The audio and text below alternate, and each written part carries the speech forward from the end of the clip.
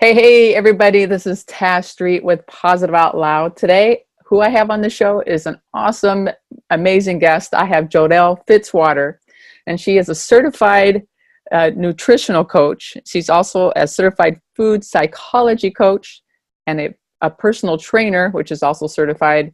And I'm really interested in nutrition, the nutritional therapy as well, in that aspect. And I guess what I'm curious about, Jodelle, is what got you into those fields? What is your passion? Thank you, first of all, for inviting me on your program. I really am honored to be here. And yeah, actually, it goes way back to when I was about 17. My mom was diagnosed with stomach cancer, and she subsequently died from stomach cancer.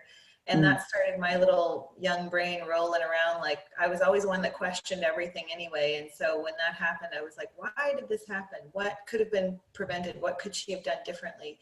And then a few years later, my dad died of alcoholism. Oh, wow. Like, what else could have I done? Like, could I have helped him, like, food wise? Like, so I started digging in. I asked a ton of questions, started digging into researching nutrition and wanting to understand that, started going to school for it. And eventually like, all of their issues led me into wanting to help other people discover how to keep well and prevent chronic disease and illnesses. And so every single person I get to work with now, fast forward to now, is like a way that I can say thank you for that awful event of losing a parent so young, but also to bring me to the point where I wanted to help other people with that. So it is to the point where I can say thank you for losing my parents, but at the same time, it's like, it's hard when I see other people suffering, or I've had clients with cancer and things like that. It really is an emotional thing for me because, you want to help everybody, and some you can and some you can't. So, yeah. Right. Those are the people that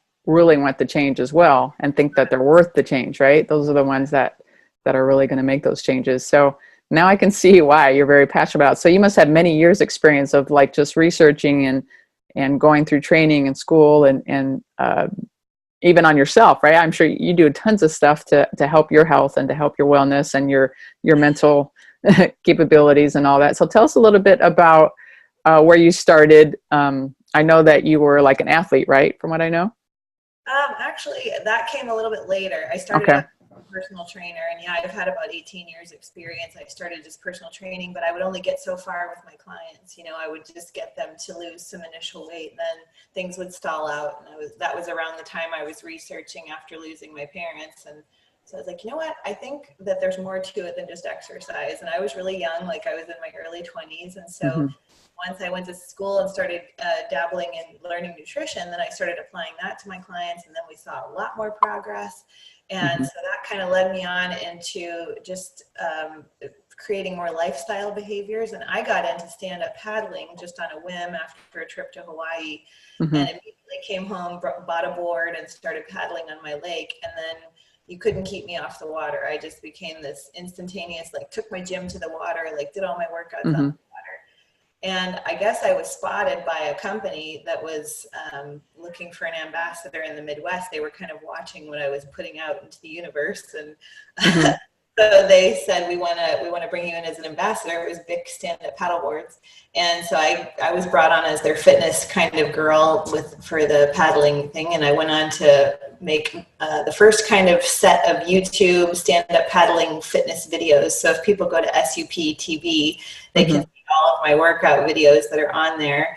And Beck and I put that together, and that was a really cool venture. So from there, I just kind of went all over the country doing stuff for them, and they kind of coined me their little fitness athlete on a paddleboard. So I guess that's how I became an athlete. So you're just doing what you loved, right? Paddleboarding. What's that?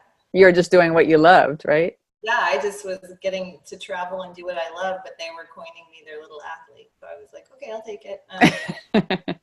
To that, I was continuing to teach nutrition and personal training as well. And I got to the point, like with my clients again, where I could get them a lot more results with nutrition, but there was still something missing. And it took me up until about 5 years ago to realize what that was. And a lot of it had to do with, diet's great, exercise is great, but it's only 1/3 of getting optimal results. The other 2/3 is how you're living your life. What are you doing? Mm-hmm. How much time do you spend indoors versus outdoors? How much Mm-hmm. exposure are you getting to the earth, versus to technology? So Mm-hmm. that kind of brought me to where we are today, where now I consider myself a lifestyle coach, if you will, or a lifestyle therapist to help people. Yes, let's get you a meal plan. Yeah, let's get you some workouts that'll suit your stress level. But let's also work on your stress level, because that's really where it's at. Let's work on what environmental stressors, behavioral stressors, just life stressors in general could be dealt with on a basis of changing a few behaviors, switching a few way you do things through your day, and all Mm-hmm. of a sudden you have all of the results that you were waiting for, that diet and exercise just weren't providing. Yeah, because if you're stressed out all the time, no matter what you put in your body, nothing's really going to change, right? Matter, yeah, because it's like, you could eat the world's best diet, especially like with keto and low carb that are going on right now and really Mm-hmm. popular. I mean, I've had clients come to me and go, I've been keto for 6 months. I don't know why I'm not losing weight. My blood sugars aren't coming down. I'm testing my blood sugar every day and I'm still above 100. And I said, what's your stress level? And they go, oh, let's not talk about that. And I say, well, there's no way that your blood sugar can stay down, because cortisol, which our stress hormone Mm-hmm. that's going to convert to blood sugar in your body. So you could be eating keto, but your body's making the same sugar as eating a donut, basically, by all the stress that you're under. So Yeah. something that has to be addressed. So what are some of the ways that you help yourself with your stress levels? What do you do to just like stay pretty calm and centered and good to you, you know? Yeah, I like that question, because I have kind of a morning routine that I do every day, that I have to start my day a certain way in order for it to feel like it's going to go well the rest of the day. But truth be told, I've struggled with anxiety ever since I lost my parents, and even some before then, because I had Mm-hmm. a alcoholic father who was great guy when he was sober, but not so great when he was drinking. Yeah. So that kind of like had that whole kid stress going on, which carries on into adulthood. But that was another cool thing that happened, is that was kind of a gem that came later to show me that I had to keep myself calm, and I had to develop coping mechanisms, basically, of calming down, because life is anxious, life is stressful, no matter who you are. Mm-hmm. So yeah, I start my day really, really early. One thing I do is I go to bed at 8:30 every night, and I kind of turn off devices around 7:30 so that I can wind down and prepare for sleep. I use blue blockers to swan. Mm-hmm. Blue blockers. Yeah, the swannies. But yeah, and then I go to bed at 8:30 so that I can get up really early, because I love the early morning time before the sun comes up. So 4:30 or 5, I get up and I start with my inner bath. I take water first thing, lots of water, usually about 20 ounces right when I wake up. Mm-hmm. And then I go outside, and it doesn't matter how cold it is. It could be 5 degrees, it could be 95 degrees, but I go outside no matter what time of year or what time of weather. I have a covered porch and I have an open porch, and I have like lots of acreage around. So if it's raining, I still go outside. I just go under my covered porch. And if it's not, then I go out to the grass and stuff like that.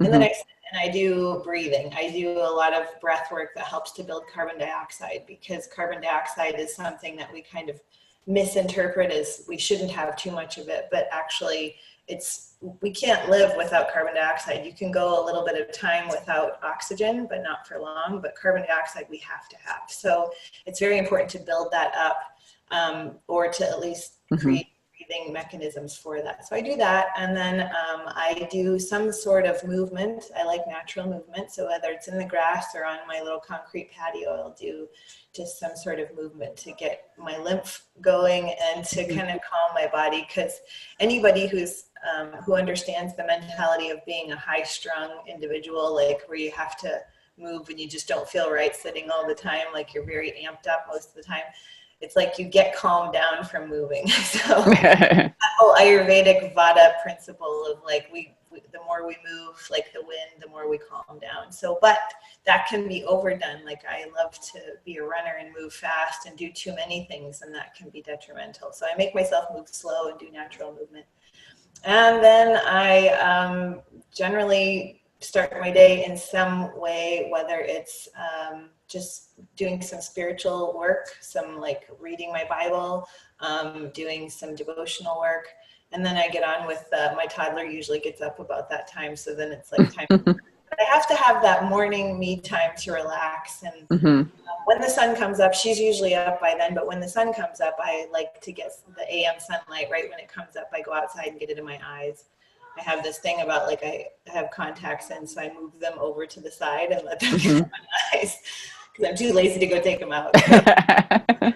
So what you're talking about here is exactly what I'm doing. So I'm feeling pretty good about myself. Yay. Yeah. I don't get up quite that early, but I do get up. I first start off with a meditation, and then I get outside and watch the sun, do some natural movements out there. And then I come back in, or while I'm outside, I do the Wim Hof breathing. That's what I'm doing. Yeah. Yeah, that's so funny. It's a powerful breath work. Oh, I love it. Yeah. You're like, I don't know about this, and then all of a sudden you can't go a day without it. So. Oh my God, and it makes you feel so good during and after for quite a while.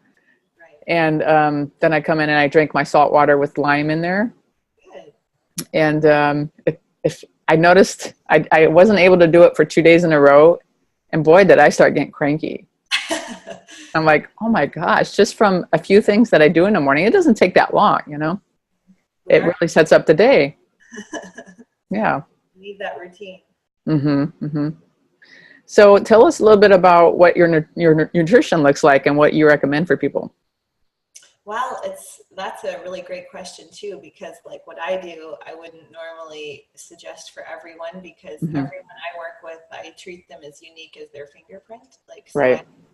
All of their bio-individuality, like I have a symptom burden graph that I have them, like an online questionnaire basically that they fill out about their symptoms. And then that tells me like what nutritional deficiencies are going on, if they're lacking certain vitamins and minerals.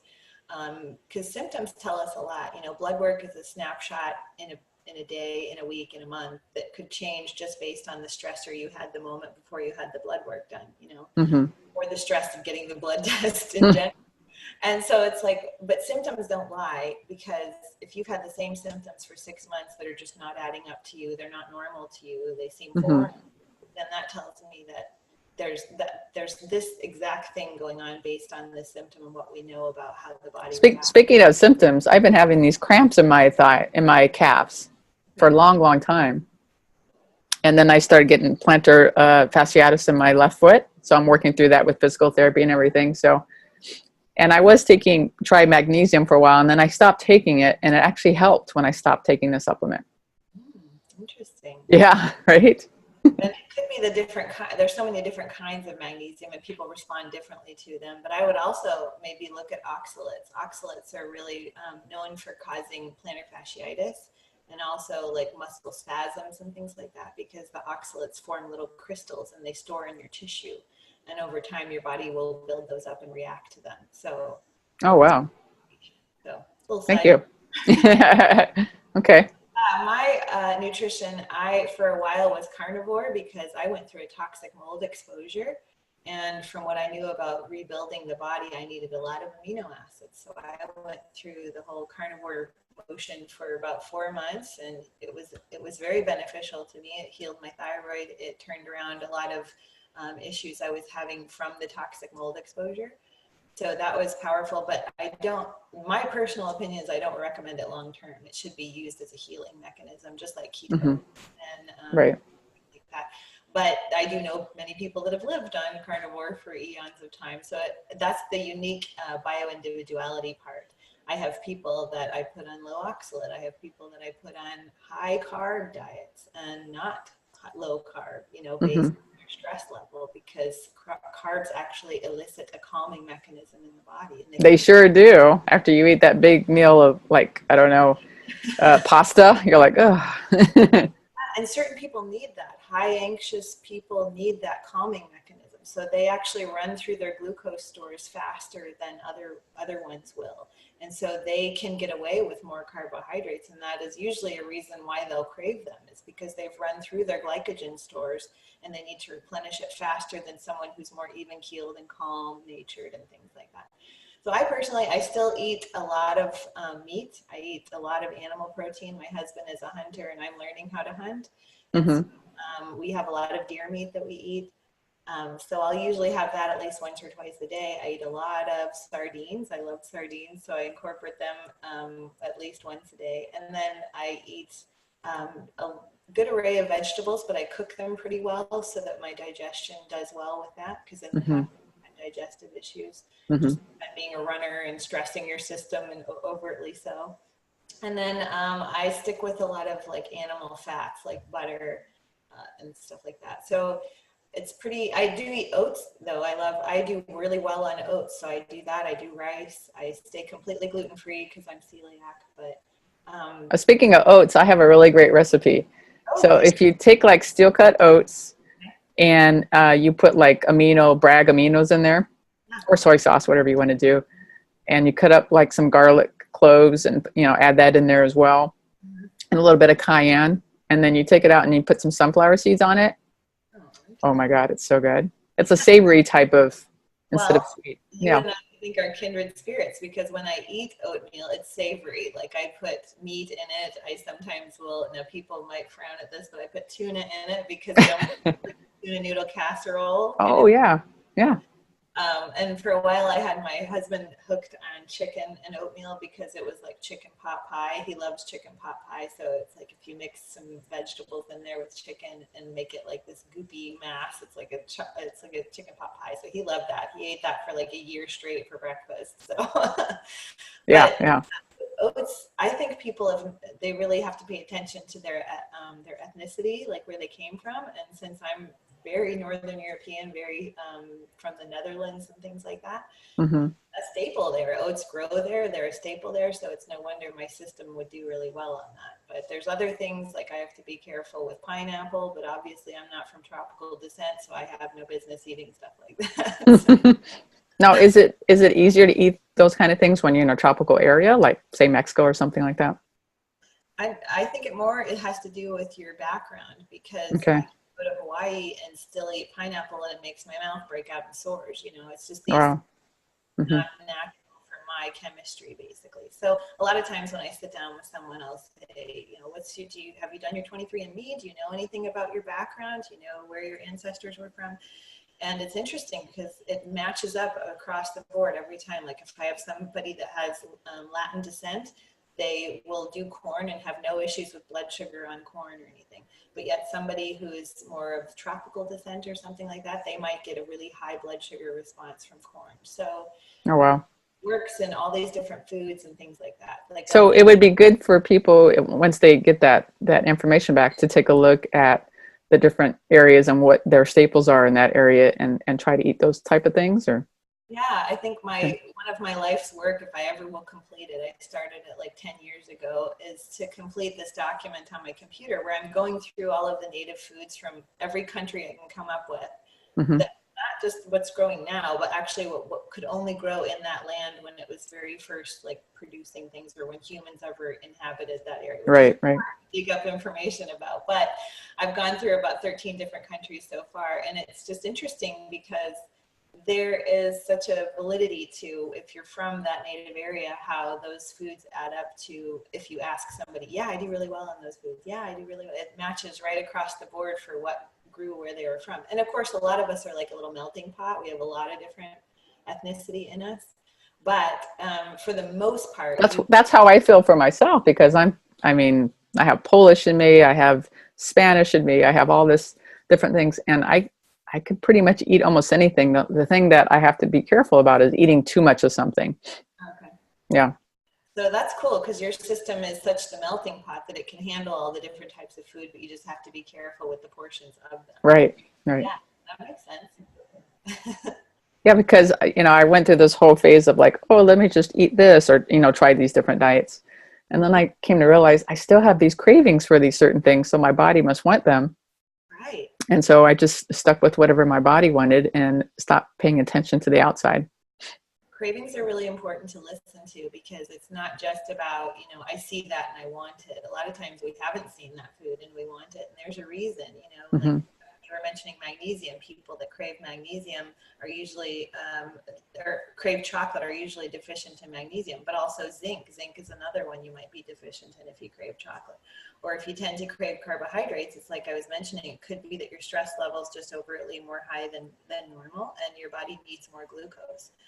And so we hear donut, or we hear, crackers, but if we'll just give ourselves some natural glucose in the form of fruit and in the form of, non-gluten containing foods like oats and grains that aren't gluten containing, that can be really beneficial. Even, some low oxalate beans like garbanzo beans and stuff. But Mm-hmm. yeah, those kind of foods can go a long way in calming down those sugar cravings for like unhealthy foods that we kind of see out and about. And they Mm-hmm. can actually give you that calm stress response too, where they calm the body of that just underlying stress where you're running on adrenaline. Right, right. So you said about 5 years ago that you changed from just focusing on exercise and food to, being outside more and doing things more outside and getting into the sunlight. So how has that changed your health, and how are you doing with that now?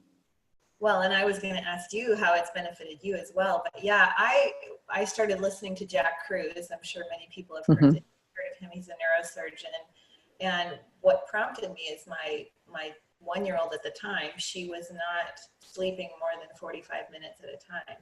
And I was like, what's going on? I did some more research and I thought, is it something in my house? And I read on his website about Wi-Fi routers and how they cause an issue with sleep. They cause issues with all kinds of things like fertility. And so I actually, one day when I put her down for a nap, I went out and unplugged the router, which oddly enough and sadly enough was right outside the wall that she slept next to. So is mine. It's right outside the wall where my 4-year-old sleeps. Yeah. So I turned it off, and with that day, she slept 2 hours, and I couldn't believe it. I was like, oh my gosh, she just slept for 2 hours. And then that night I turned it off again. We all slept better, myself included. Mm-hmm. And my God, the router was only on when I needed it. I started really digging into EMFs and radiation. And once I opened that Pandora's box, it was like, I can't unknow what I know now. Oh gosh, I know.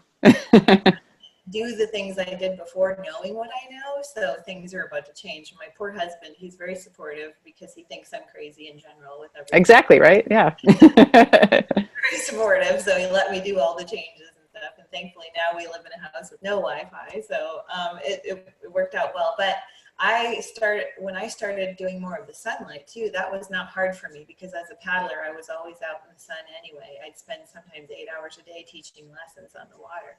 So that wasn't difficult, but it was fair weather for me. It was only when it was sunny and warm in the summer, which is only about 4 months out of the year in where I live. And so I had to get used to being in the cold. I had to embrace the cold, and I never liked the cold. And so I would make myself go out in the sun in the cold, and I actually started getting warmer.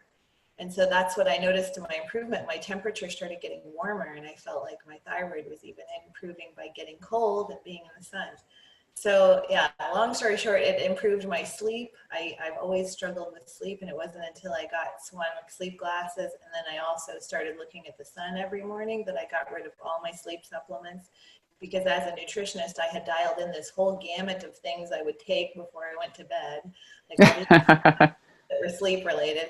And now I don't have to take any of that because I actually make my own melatonin, and the sun helps with that. You get that AM sun that makes serotonin. That's your precursor to melatonin. And so you can make your own sleep hormone. Who knew? Like I'm making it and they could just make their own. So Well, the supplement companies make a huge amount of money. People think, oh, that's all I need, just take a little bit of these pills and I'll have my melatonin. But your body is so much more capable of doing that for as long as you know what to do to get it in that direction, right? Yes, absolutely. And, people aren't maybe aware that a long-term oral supplementation of melatonin can cause retinal detachment. And with Oh, wow. I didn't know that. your eyes, they might want to consider that. It also inhibits dopamine, and dopamine, as you know, is like your pleasure, your motivation neurotransmitter to get you to get up and go and do things and get your workout in, take care of what needs to be taken care of and not procrastinate. And so without getting sunlight in your eyes, you're not making dopamine. And by taking oral melatonin, you're inhibiting dopamine. So we see a lot of that today with people that are no longer satisfied with anything they're doing. They just want those quick hits of dopamine that they get from social media, from somebody liking their page or liking their post or whatever. So Yeah. And when it comes to the sun, people have a funny beliefs around that, and they're like, oh, you got to wear the sunscreen, you got to have your sunglasses on, you have to have a hat on, especially when you're out somewhere really tropical. But tell us a little bit about that and how that will affect you. Well, being a professional stand-up paddleboarder, I was actually sponsored by a company called Raw Element Sunscreen, which I still advocate. I think they're a wonderful company. I mean, it's so natural that my toddler could like suck on the little fake stick and it wouldn't hurt her, because everything in it is really natural ingredients. Okay.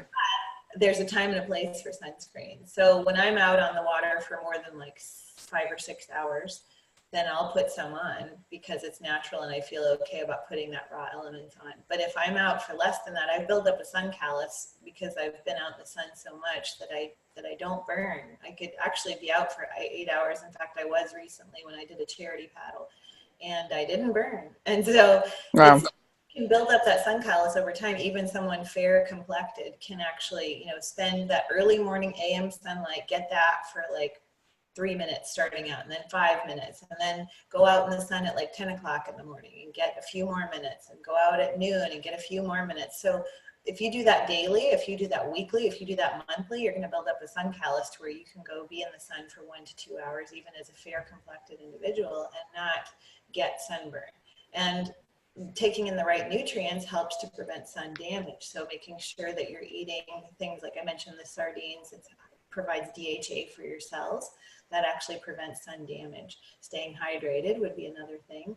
And then avoiding things like PUFAs, polyunsaturated fats, that can also cause detriment to the cells of your body.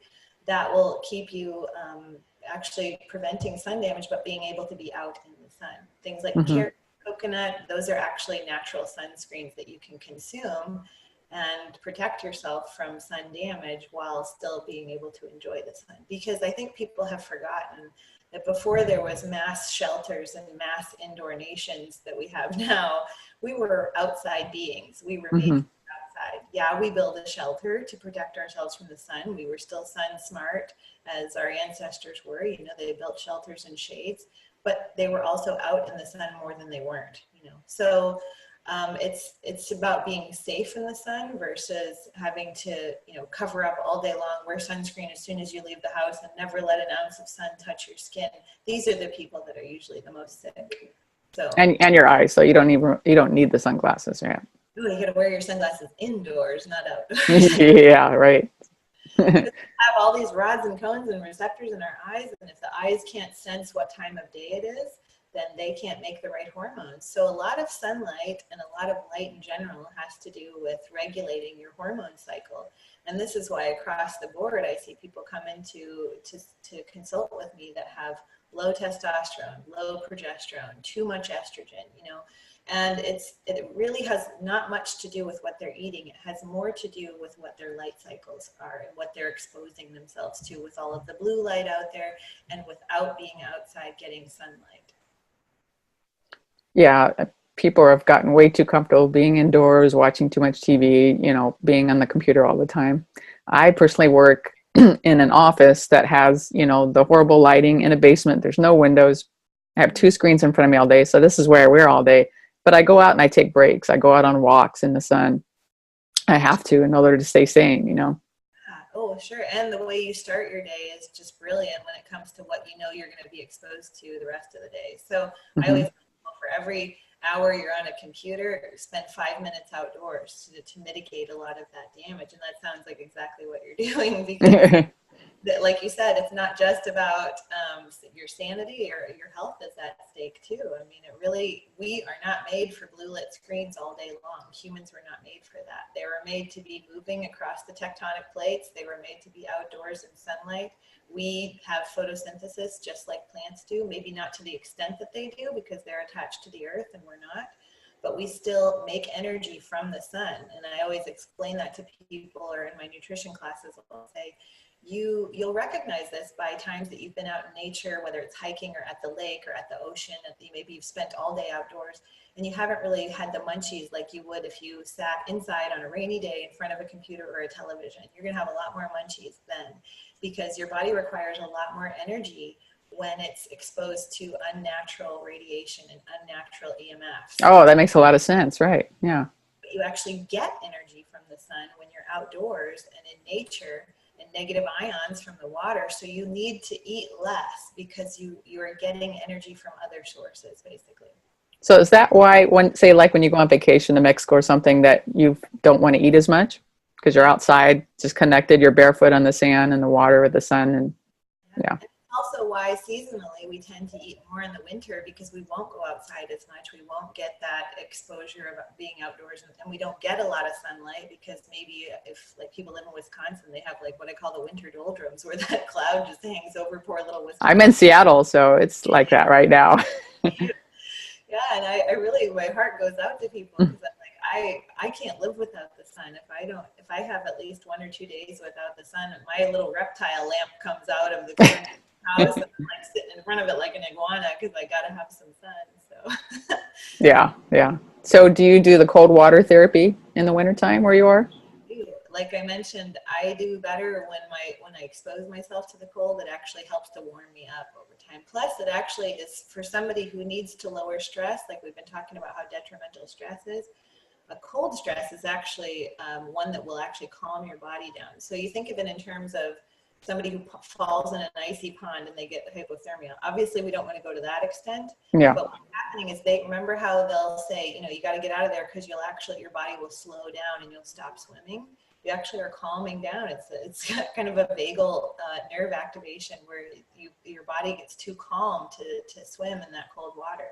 So the same thing happens when you get in a cold shower or a cold bath. The first 30 seconds obviously isn't going to be real calming. You're going to be like, oh. Then if you'll notice, your breathing will slow down, your body will calm down, and you will actually feel a lot more calmer. You'll get out of the shower and actually have energy. You'll feel like you just drank a cup of coffee, but it's like this relaxed alertness of like, wow, I don't feel as anxious anymore. And I also feel like I have energy. So I get people to try it by going, okay, just hear me out. Give me like a nice hot shower, and the last minute or 30 seconds, turn it on as cold as you can stand, and then get out and to tell me if you don't feel a little bit different. Well, this is what I do every morning. I forgot to mention, I take the warm shower because I love my warm showers. And then at the end, I have a handheld shower, and I make it all the way cold. And I start with my feet, work my way. I start with my limbs, my feet, and then my arms. And then I put it up, and then I get my back from my neck down, and then my front. And I do that for about a minute or two. And it's cool. I'm fine after that. I'm wide awake. Yes, exactly. And yet you're probably a little more relaxed still than you were before your shower. So, I mean, water therapy in general is relaxing. And don't get me wrong, warm water, like you said, can relax somebody, but it's a different sort of relaxation when compared to like a cold water. You actually activate that vagal nerve, which is that gut-brain connection that helps with anxiety. So whether it's a bath or a shower or just going outside in the cold, like sometimes when it's really, really cold, I'll just have a tank top and shorts on and go outside, and I just sit. I don't have to move around a lot. I just sit and breathe, and even if it's just for a couple minutes, it makes me really cold. But when I come back in, I feel like I just drank a cup of coffee, but at the same time took like a hot toddy because I'm relaxed or something. Yeah, and you feel, it's like in your gut, you feel really warm. It's like that warm, cozy feeling. It is. And it's just good in general to expose yourself to a stressor that your body can adapt to. Because not only are you adapting, yes, to getting warmer, but sometimes when we have anxiety or stress, one thing we need to do is put ourselves in a position where the body has to learn how to adapt to that stress, rather than trying to run away from the stress, rather than taking like 5-HTP to, have a calming mechanism on the hamster wheel of thoughts.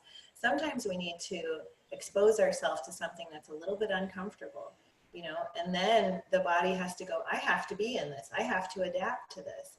And if I can't get people to do it like with paper, with journaling or something when they're really stressed, because maybe that's not just so helpful for them in the moment, cold stress actually can help you deal with emotions. And it actually creates this adaptive state of your body going, I have to deal with this stressor and I have to produce energy to be able to heat the body. And so in turn, it will release some emotions that you have to tend to too sometimes, but you might not feel it. Oh, I'm dealing with this emotion of losing my parents or whatever. Instead, you're going, I feel a little bit uncomfortable, but I also feel like I'm heating up, like you said, in your center. And that can actually translate to helping you deal with these underlying emotions that also store in muscles and in tissues of our body. You might just not feel that you're dealing with it, but you actually are on a physical level. Mm-hmm. I, since doing the Wim Hof method, when I, combine the breathing with the cold water therapy, I noticed for myself that I've gone to an advanced workshop doing that, and we did tons and tons of breathing. And after the session, it lasted for about 30 minutes. And then in the middle of the session, I just started crying, and things just came out just from, breathing. And who knows where that came from, but it was great that it was released. I didn't judge it. I just let it be. And that was before I even got into the cold water. But, I've heard people who've gone into the really cold water, and they just get these emotions of anger and guilt and whatever comes up, but they just stay with it and they just keep their breath at a slow pace, and it works, and it comes through. And it's like you can release all kinds of old trauma just by getting in the cold water. Absolutely. Any sort of like adaptive stress, like even I used to teach hot yoga, and I would have people that would start just crying in the middle of yoga class, and they'd say, I don't know why I'm crying. I can't figure out why I am. I feel fine, but all of a sudden I'm crying. And I said, you just released, by doing a movement and by being in this heat, you've released a stressor that your body had to deal with that it just hadn't dealt with before. You might not know exactly what that is, but you just released it. So it can go either way. Sometimes hot heat stress, like infrared sauna, that's the kind of studio I taught in. We had infrared panels in the ceiling. Oh, wow. Really beneficial for also, helping the body to have a coping mechanism. And then conversely, like a cold stress too. Anything that makes the body a little bit uncomfortable, because we tend to be these creatures of, I have to stay at a constant 68 degrees.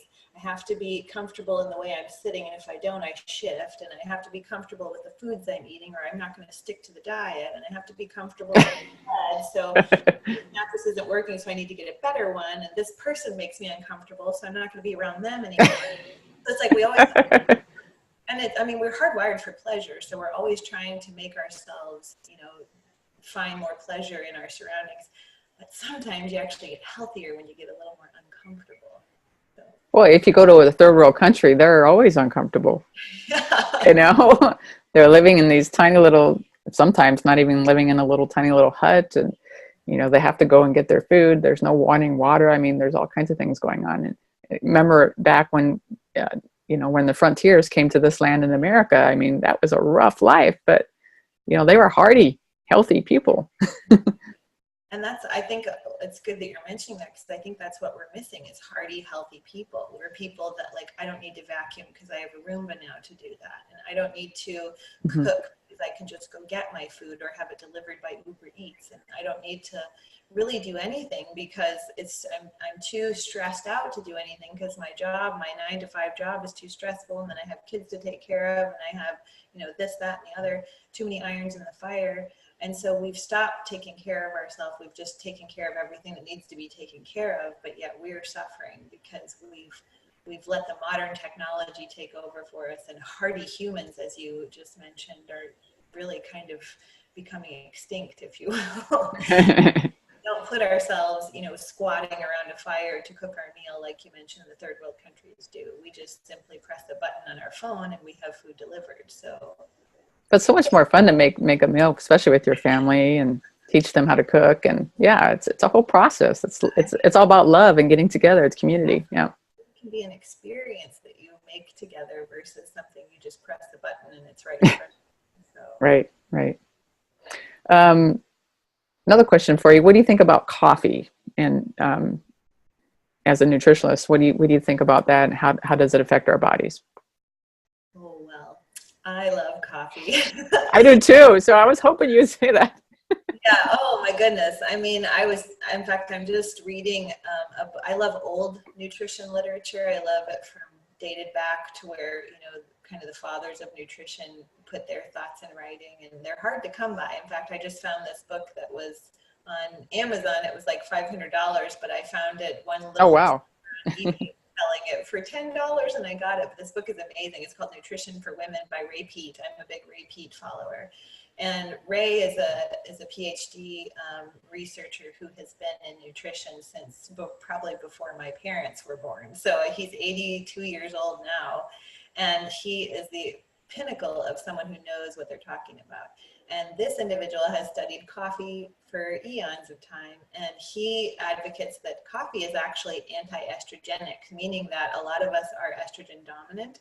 So coffee can help lower the amount of estrogen in our body. It can inhibit cortisol. Yes, for certain people, it brings cortisol up because the caffeine can be a stimulant, but it actually, in a chronic phase, it can actually lower cortisol and lower that estrogen response. And there's a lot of, there's antioxidant properties that everybody knows about, and polyphenols and all of those. But the main part for me is it just tastes so good. So I feel like, Especially with a little bit of cream in there for me. It's what I like. Yeah. there's traces of magnesium in there. There's traces of other minerals that we just can't get anywhere else in that format. And so, coffee tastes good for a reason. I say it tastes so good, but it tastes good for a reason because it's something that really works with the human body in most cases. But like I said, there are people that if they drink a cup of coffee and right after they're really jittery, that tells me that right now it's not a good time to drink it because their liver is not detoxifying the caffeine out. Maybe they're a very slow oxidizer, so they're not oxidizing that caffeine out.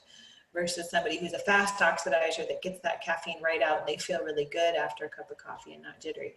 So there are certain people that it's a not right now. There are certain people that just don't feel the benefit from it. And then there are certain people like you and I that probably can't go a day without it, and that's okay. Mm-hmm, mm-hmm. I know for myself, if I do go a couple of days without it, I start getting a headache. It's probably just the caffeine withdrawals, right? And that can happen, yeah, Yeah. for sure. But it's more important about what people are putting in their coffee versus the actual coffee. That's usually not the problem. It's usually about like how many, Mm-hmm. cups of sugar are you having with your coffee, or how many cups of butter and coconut oil, as healthy as those sound. And you can't figure out why you're not losing weight, for that. So I just caution people as, if you can enjoy it black, do so. If you can enjoy little bits of things in your coffee, that's fine. But, everything in moderation, as they say. Mm-hmm. Yeah, that's why I just put a little bit of cream and some, a couple of drops of stevia because I like the sweetness, and I'm good to go. But I try to stay away from the sugar for sure. But when you're working in an office and people love to bring in candy and donuts and those kind of things, gosh, I do stay away from them most of the time. But when I do have one once in a while, you could definitely feel the difference afterwards, and it does not feel good at all, especially if you're not used to eating those kind of things. Well, and it's standard process for offices because you don't get a lot of pleasure throughout your day. You're working behind a blue light screen. And again, there's that energy need and there's that quick need for more glucose. So those sugary containing foods are going to look really appealing to your body because they need it in that moment to deal with the stressor from the blue light. Mm-hmm. So, and the dopamine hit, and you're losing dopamine by blue light submission. And so sugary foods are a quick hit of dopamine, so your body will naturally gravitate towards something like that. So I always tell people in the office, it's not your fault. It's just the environment you're exposed into. You're not weak-willed or anything like that. We just have to get a state of higher dopamine, and you'll be able to resist all those. So the best thing to do would be, like I do, is go on the walks and get up and just do some kind of exercises, right? Yeah, and there's more to dopamine than just that. People get tiny little bits of hits of dopamine from social media, from seeing likes and posts and yay, somebody liked my stuff and they approve of me and blah, blah, blah. But this is the same kind of dopamine hit that crack cocaine is, where you need more of a higher dosage over time. So then social media starts to get a little bit more interesting, to where now you're sitting on the toilet checking Instagram and every time you go pee. And now you're laying in bed at night checking it. And now, 60,000 times a day you're going on Facebook and Instagram. But this actually creates more of the need for the dopamine hit and more of the social interaction.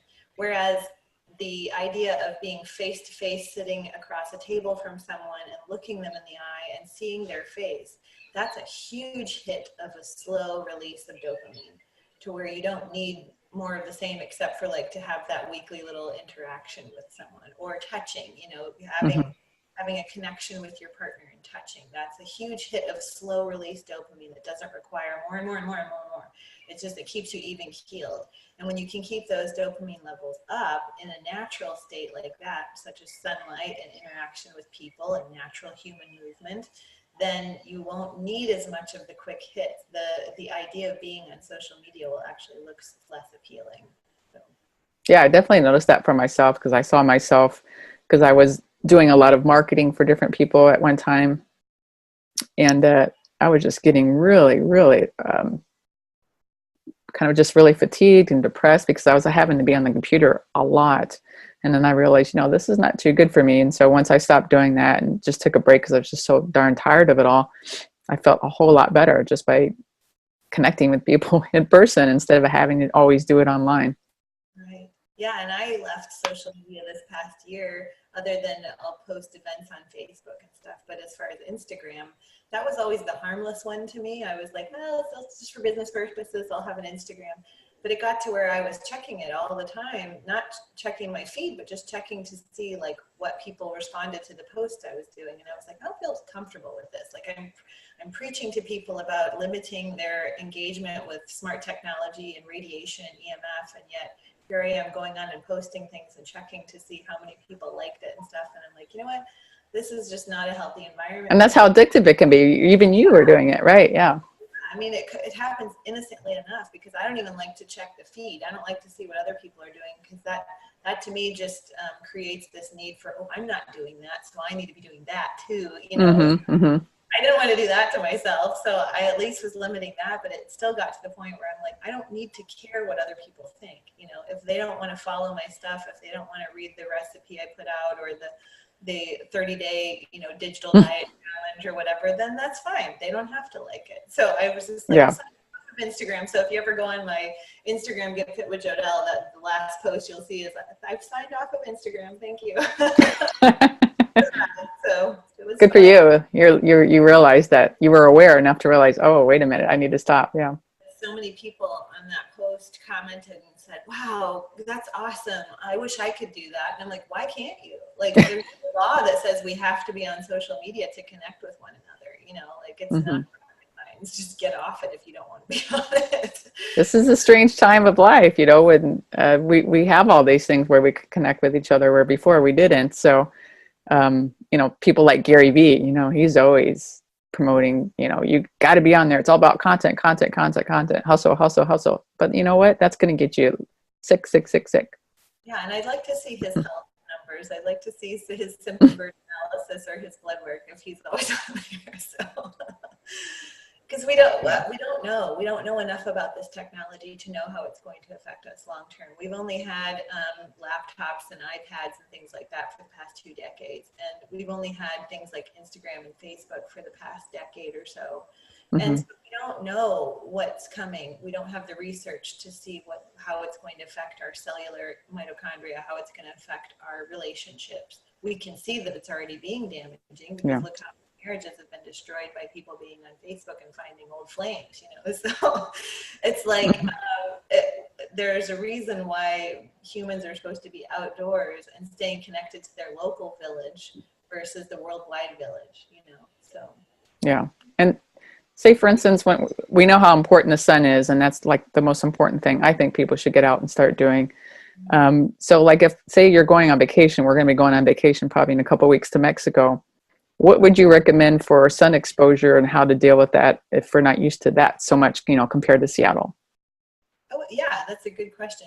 In the meantime, I would really work on, you know, keep doing that AM sunlight, but then see if on the days you get sun, if you could go out at 10 a.m. and noon and kind of get the different spectrums of light that happen at different times of day, so that your body can condition to that when you're out in Mexico.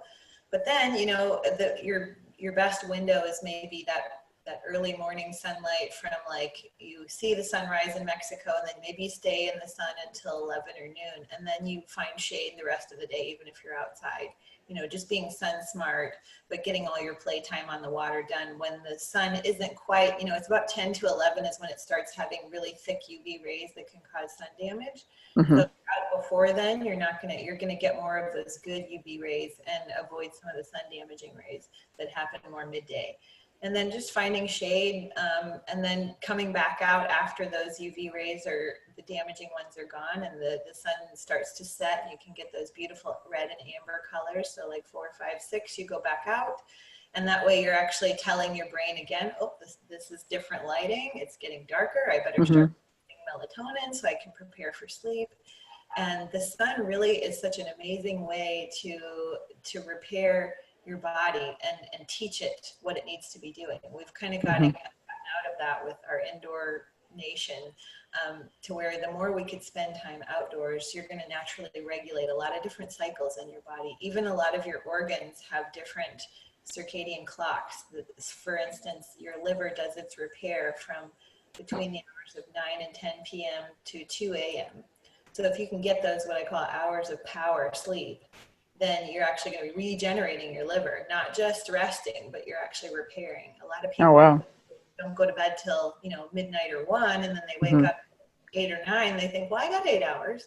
You got rest, but did you get repair? You know, so that's that, being in line with the natural rhythm of the sun, getting up when the sun gets up, going to bed when the sun goes to bed, or at least winding down and preparing for sleep after the sun goes down. That's naturally going to help your body clocks, all the different organs to work. You know, eating when the sun is up is going to be really optimal for your digestion. Eating when the sun goes down, when your digestion naturally starts to slow down, is not going to be really conducive for not only a good night's sleep, but also poor digestion too. Well, it's awesome that you say that, because when we went to Mexico last July, down in Playa del Carmen area, we are having a 4-year-old. We would go out earlier in the morning to get in the sun and the water, and then we'd come in and take a little nap in the afternoon, and then we'd go back out later and go out in the pool. And it worked out. It was like the best vacation ever. It's like, oh my God, I can just sleep whenever I want here in the middle of the day when it's really hot out. So it's just, we were kind of following our natural rhythms, which was great. I mean, you could do that when you're not working, of course, but yeah, life makes it a little more difficult to develop natural circadian rhythm, but the more you can, like what you're doing, like exactly what you're doing, going out when you can go out. I just tell people, do the best you can, you know, create one less stressor on the body, and your body gets a little bit better each time.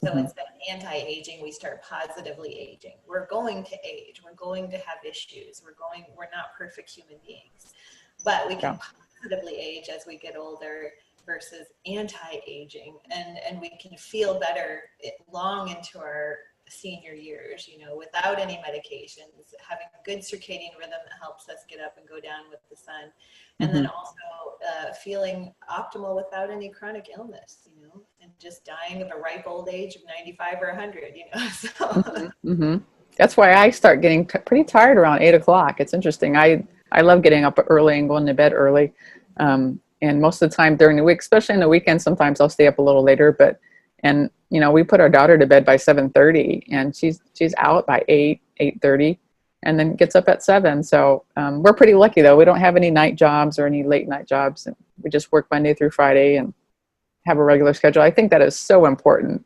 That has helped my health, I would say, 1,000 times more than anything. It's true. Just like I mentioned before, we are creatures of habit, and if you can create that habit and combine that habit with the sun, you're going to be doing yourself a huge service. And children, like you mentioned, they need routine, they need structure, they need. My daughter has the little Swan with blue blockers too, and if I forget them when we go out at night, she's like, "Where's my blue blockers?" And I said, "Oh, I forgot them." And she's like, "What about my circadian rhythm?" I'm like, "A monster," but at the same time, like, the best gift you can give to your children is the gift of health and knowing how to take care of themselves. One of the best gifts, anyway. And so it's important that we lead by example. And so you guys are doing that, leading by example and showing your child this is the way to optimize your health, and you're giving them a gift of preventing a lot of disease as they grow older too. Now, is it good to wear these outside, out and about when you're out in just like natural lights, you know, how the street lights and all that, it's good to wear these outside at night? At night, yeah. Okay. I do.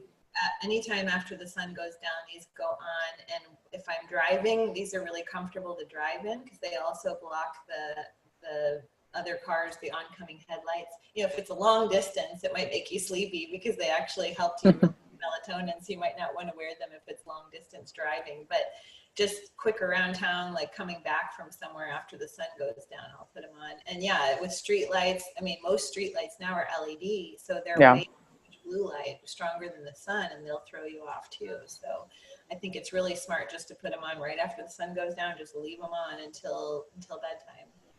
All right, awesome. So can you tell everybody more about some of the things, some of the offers that you have, what you have going on, some type of challenges that you may have to help them with their health? Yeah, well, I just finished a 30-day digital diet. It was on my page. So, but if they want to join me on Patreon, it's patreon.com/Jodelle. You get all of the past posts that I have on there. You can go back for eons and eons and eons. And I put natural movement videos on there, but I also just did that 30-day challenge to where they could go back and just do their own 30-day digital diet. So I've done a cold water challenge too, to get people to try to take cold showers, or to at least try to splash their face with cold water to activate that vagal nerve. So things like that. I do a lot of challenges on my Patreon page. It's exclusive. You pay $1 a month, so $12 for the entire year, and you get all of my content I don't put anywhere else. So I like it because it's not really social media. It's more like this inner circle of people that value what I put out there. I give free recipes and meal plans and things like that, just for them to try and play around with. So, and that's the great thing about Patreon, because it helps the people who are putting that content out, who are putting all that amazing information out to people. Because if you just see it on Facebook, Facebook is the one that's making all the money, not the contributors. Well, and like on Instagram, it was like I would make a post, this big long, article that I wrote, this blog post about 3 tips to fat loss or whatever.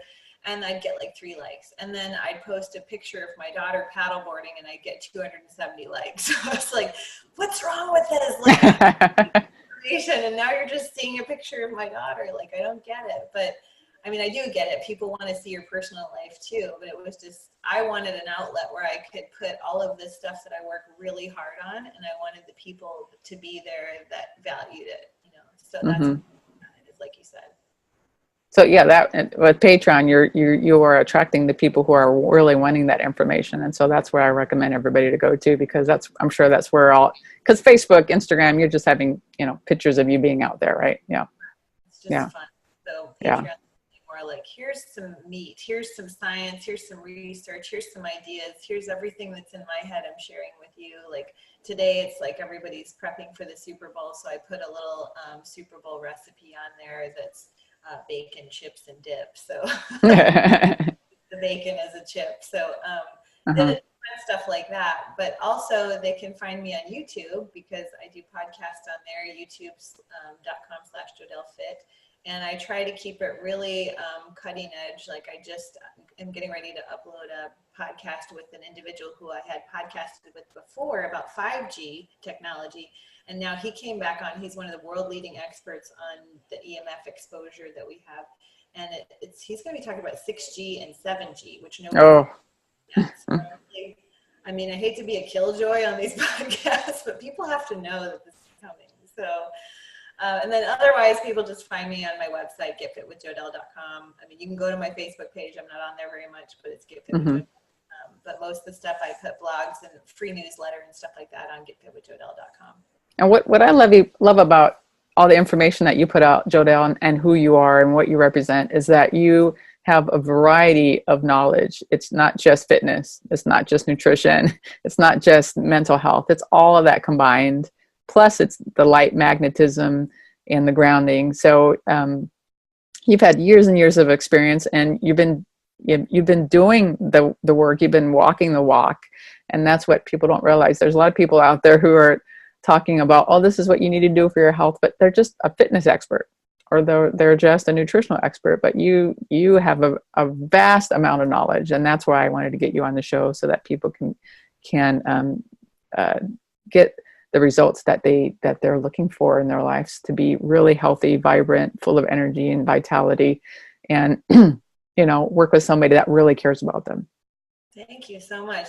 Those are really kind words to say, because that really, in my mind, is what I'm trying to do. So I hope that it's neat to see somebody else resonate with what I'm trying to put out there. And I feel the same about you. I mean, just the name of your podcast, Positive Out Loud, it's a beautiful model of, you can see the passion in you as well, that we're just this network of individuals that want to help other people figure out that life isn't just about, Netflix and chill and, words with friends. Like, there's so much more out there if you'll put down the rectangle in front of you and go look at the world and the vast shape that the world doesn't have. There's a lot that doesn't have anything to do with this rectangle that we all walk around with.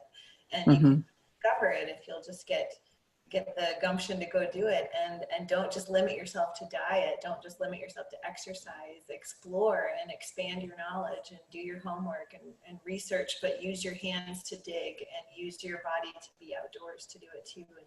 And value the sun, that if we didn't have the sun, we wouldn't be alive, so. Absolutely. That's where it all started, right?